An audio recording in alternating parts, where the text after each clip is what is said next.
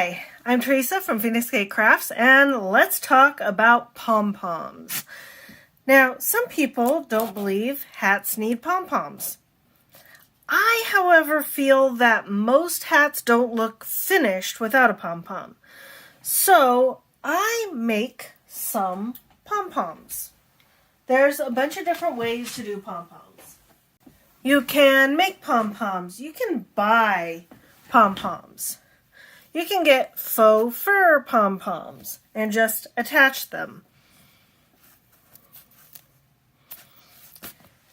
You could put a button inside the hat so that the pom-pom is removable for easy washing. You can sew on the pom-pom.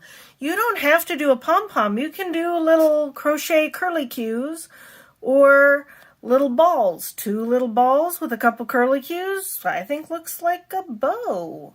You don't even have to do curlicues or balls. You can actually do a bow. Lots of options for topping hats. However, making your own pom-poms isn't hard. There are little pom-pom makers that you can get, but the way I learned off of YouTube is you need 2 toilet paper rolls and 2 round circles of cardboard, one with a hole cut in the middle. So, what you need for a pom-pom to actually make, you do need one quality in your yarn. You need it to be squishy yarn. You need it to have a little, see how that kind of stretches and gives, it's a small detail, but that squishability in the yarn that goes, the yarns go squish squish, that is necessary. Some yarns that are very drapey, very silky, silk doesn't have any stretch or give, it doesn't pom-pom. There are certain finishes of acrylic, I do believe this is one of them, that don't pom-pom very well. They are more drapey than stretchy and squishy. So what you do is you take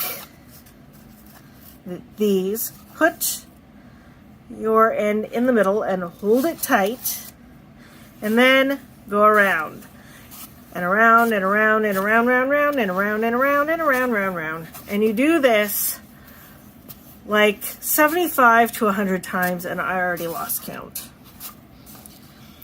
I'll see you when I have closer to 100 wraps. I want mine to have 2 colors, one on top and one on the bottom. So I put a second strand through the middle, and I'm going to continue wrapping. I've done about half the number of wraps. I did about 60 wraps. So I'm going to do another 60 in this. This is a DK weight yarn. It works better with worsted weight because there's more opportunity for fluff. Alright, so I have 120 loops, probably closer to 75 or 100 if you were doing worsted weight. And I cut my thread, yarn, stuff, and what I'm going to do is I'm going to have a bit cut off, just a strand of whatever color I want to hold everything together. It won't be super visible in here, but I am going to use it to weave into the hat. So I want it the same color as the color I'm going to be weaving into, if at all possible, for maximum invisibility. And what I'm going to do is I'm going to go between my 2 toilet paper loops. And I'm going to make them about even.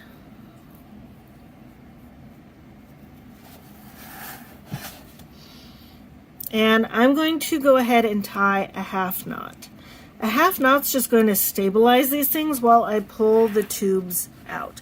You need to be careful because you can break your yarn from pulling too tight. And I'm just gonna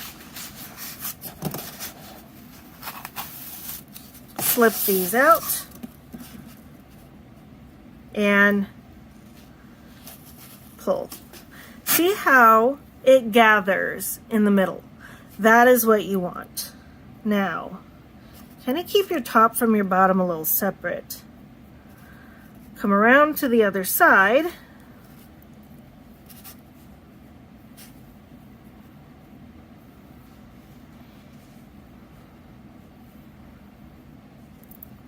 Half knot. And this is where you really get it tight. You want it pulled as tight as it'll go without breaking your yarn. And then I always go around, just flip it and kind of pull it through one more time. If things wind up on the wrong half, that is not a big deal. And this time we're going to pull tight. And because we've got the other two half knots, we're going to tie a double knot. So these we want to keep uncut. They are considerably longer than the whole rest, but just kind of a trick is to keep it kind of, but you see how this is spreading out and around. That's because this can squish down to almost nothing in the middle and it poofs out. And what we're going to do is now we start the cutting and the trimming. So all those loops we cut in half. All the way around.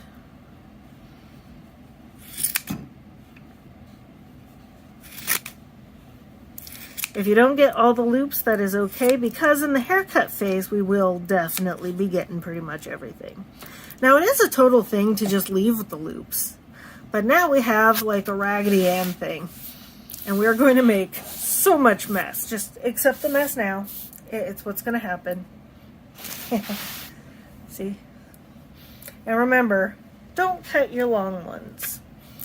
And what we're going to do, actually, is we're going to feed these through that hole in the middle. If you can get one through, you could also do the sensible thing and put them on a darning needle and shove them through. I never do that. I just do that. And these can be, if you like this loose look, you can just kind of give it a haircut and trim it up and make it look a little neater. And the other one, you just kind of have to guess where the middle kind of is. You can kind of feel it when you squish things around. And then we create the mess. Now, I always hold these yarns so that I always know where they are. And then all you do, this is really awkward, you give it a haircut as best you can. You give it kind of how in the 60s moms used to give their kids bowl cuts. By holding a bowl and cutting around the bowl, we hold the cardboard and cut around the cardboard. Does it need to be perfect? No, there's no way for it to be perfect on the first cut. Just kind of hope for the best and keep anything you don't want to cut out of the way.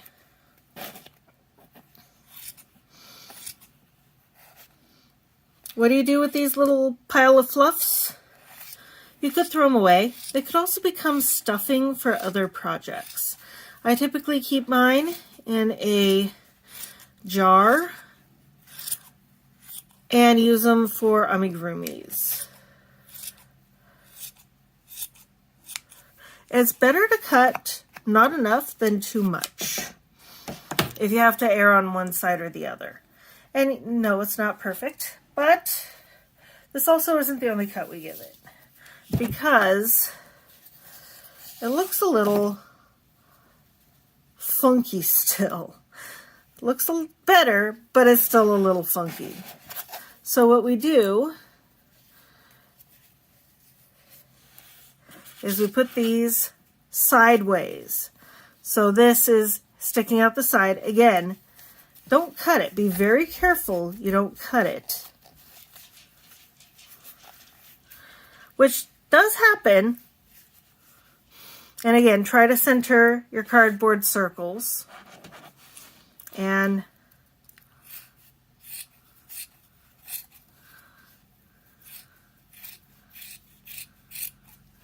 Just do your best. You can tell that I didn't have quite enough wraps because it looks a little thin, but I am perfectly okay with slightly looser. Also, if you don't have super sharp scissors, some of the ends kind of scooch away. Pardon my dog walking around in the background. She's not sure what to do with herself. I don't normally record at this time.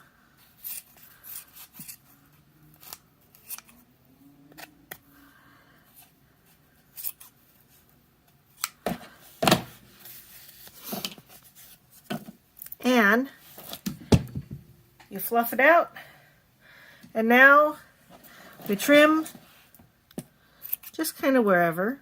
I'm fine with a looser one. Because this is DK weight, I probably should have done closer to, this one is just not cutting there, 150.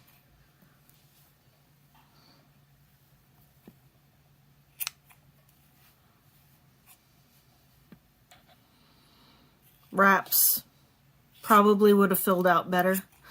But this is for a little kid. She's not the most discerning critic.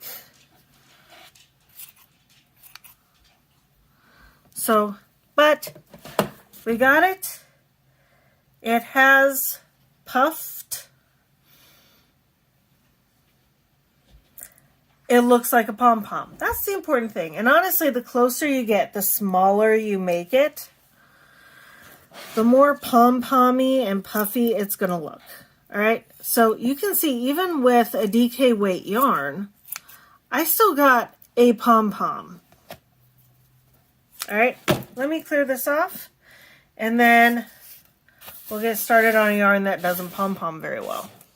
I know this stuff doesn't pom-pom because I tried to make pom-poms at one point because I was making hats one year for Christmas and it just did not pom-pom.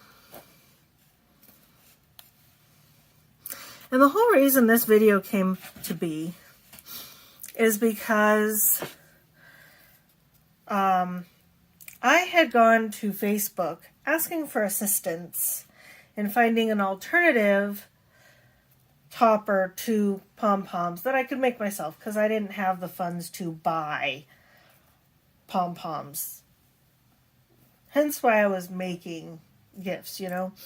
But a lot of people just kept saying, any yarn can pom-pom, and most yarns can. It just needs a certain amount of squish.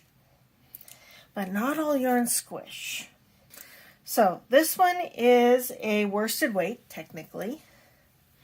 It honestly doesn't feel very different than the DK weight that I was using. They're like the same thickness. So it's like a light worsted. So I'm going to go ahead and set up. Alright, so I did 100 loops. I'm cutting off some yarn.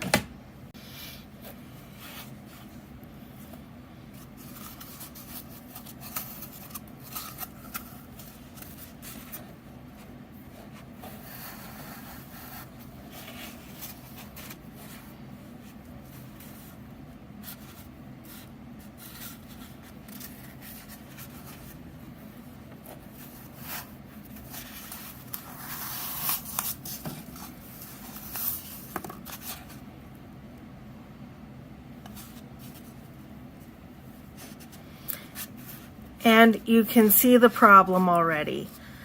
This is pulled as tightly as it can, and it's not meeting one end to the other.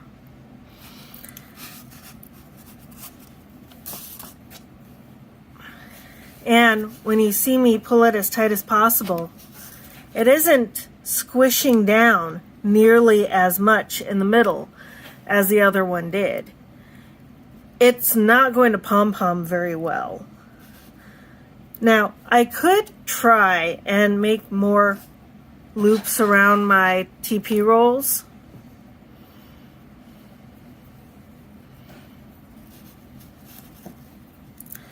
This is as tight as it's gonna go, and it's more drapey. This is a very drapey yarn, not a fluffy yarn.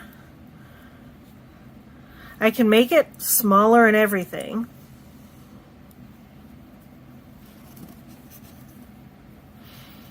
Here's my full knot. And you can see I've even got this side a little smaller than this side, so I can actually make this smaller.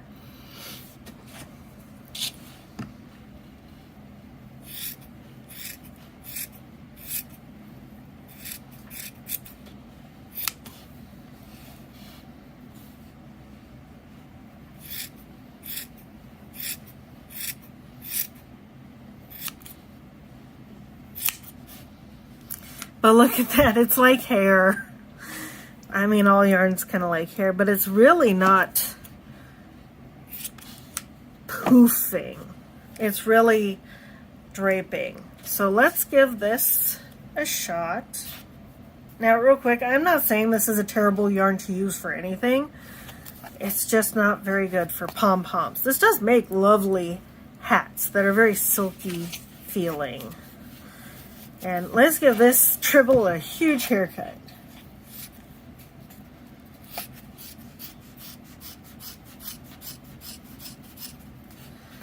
Got so much hair off.